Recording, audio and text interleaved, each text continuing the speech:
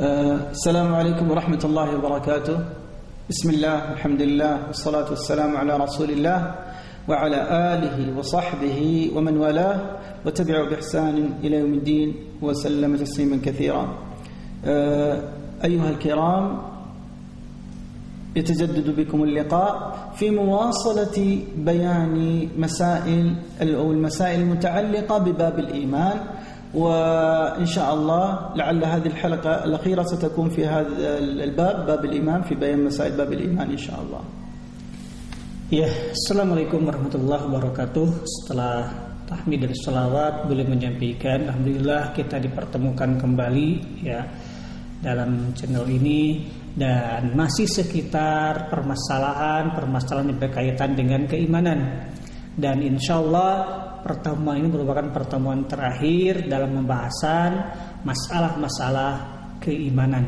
Nah, المسألة الثامنة السابعة المسألة السابعة نقول المؤمن إذا ارتكب كبيرة ما حاله وما مآله. Ya, masalah yang ketujuh, apabila seorang mukmin melakukan dosa besar, apa yang akan terjadi dengan dia? طيب نقول الكبائر على ضربين، كبائر تخرج من الملة.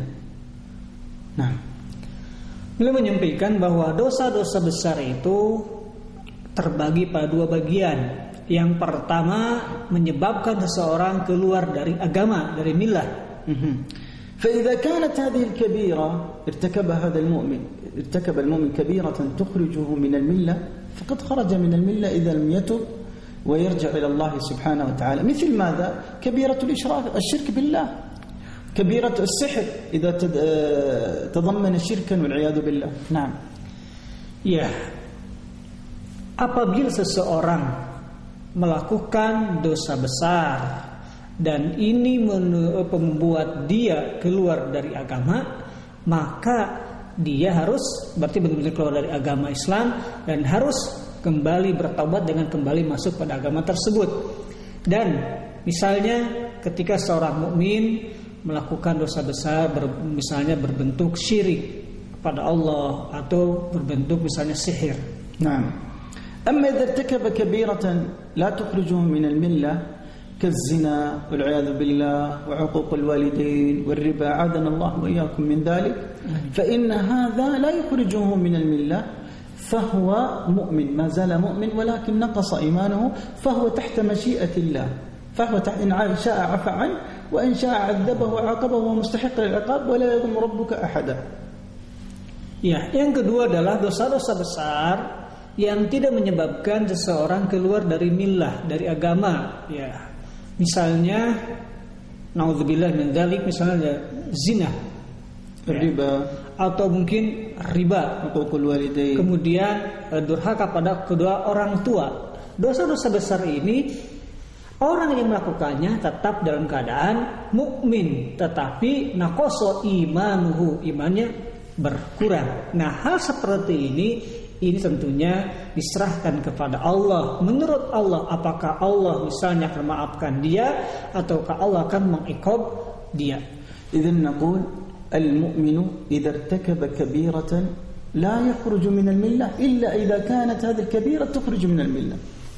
Jadi kesimpulannya adalah seorang mukmin apabila melakukan dosa besar, maka dia tidak keluar dari agama Islam, dari keimanan, selama dosa besar itu tidak membuat dia keluar dari agama. ما الدليل على ذلك؟ ما جاء في حديث عبادة بن الصامت رضي الله عنه أن النبي صلى الله عليه وسلم قال بايعوني على أن لا تشركوا بالله شيئا ولا تسرقوا ولا تزنوا ولا تقتلوا النفس التي حرم الله إلا بالحق فمن وفى ذلك منكم فأجره على الله ومن أصاب شيئا من ذلك فعوقب فهو كفارة له ومن أصاب شيئا من ذلك فستره الله فأمره إلى الله إن شاء عفى عنه وإن شاء عذبه.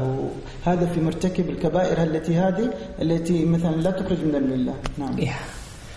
Dalilnya ya adalah hadis yang diriwayatkan dari Ubadah bin As-Samit. Rasulullah SAW bersabda,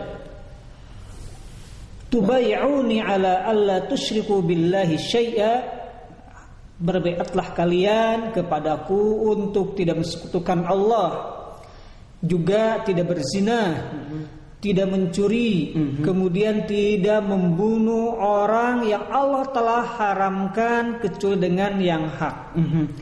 Paman wafa minkum ajruhu 'ala Allah, maka barang siapa di antara kalian yang memenuhi baiat ini, maka pahala yang akan Allah berikan kepada orang tersebut. Wa man asaba syai'an min dzalika fa'uqiba bihi, yani uqiba bihi fi dunya hadd min al-hudud. Iya. Dan barang siapa yang melanggar itu dari itu, maka orang itu akan diiqab. Dia maksudnya adalah diberikan hudud di dunia ini. Kemudian wa man asaba syai'an min dzalika fa huwa kaffaratun lahu ay hadha al-hadd alladhi asab مثلا عوق زنا فرجم فهذا الرجل كفارة له لا يعاقب في الآخرة. Dan orang tersebut tatkala sudah dihukum di dunia karena pelanggarnya tersebut, maka hukuman tersebut menjadi kifarat akan dosanya. Misalnya orang yang berzina, setelah dirojam, maka rojam itu merupakan kifarat penghapus dosa bagi dia.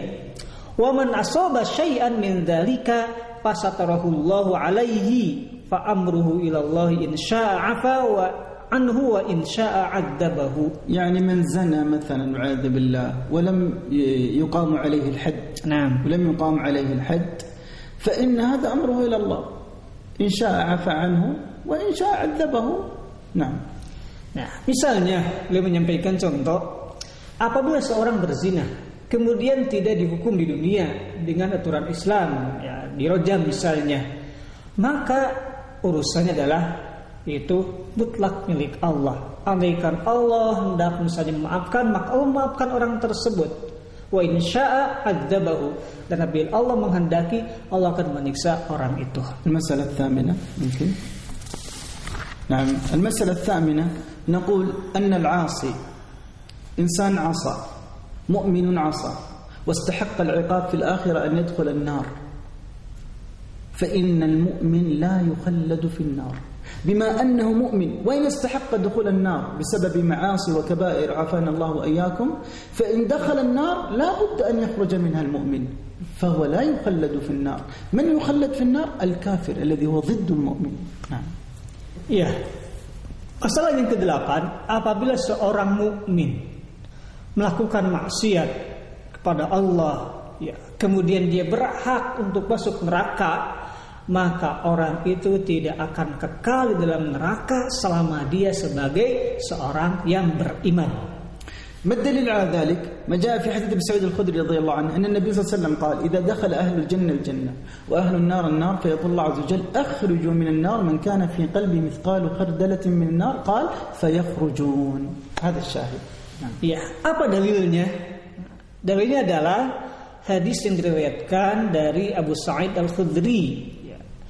Rasulullah SAW bersabda, tatkala nanti penghuni surga sudah masuk surga, penghuni neraka masuk ke dalam neraka, maka Allah akan berfirman, ya.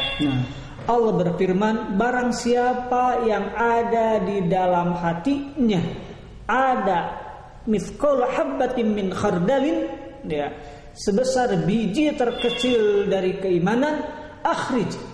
Allah berfirman, keluarkanlah orang tersebut. Fakharuju, kemudian mereka pun keluar dari neraka.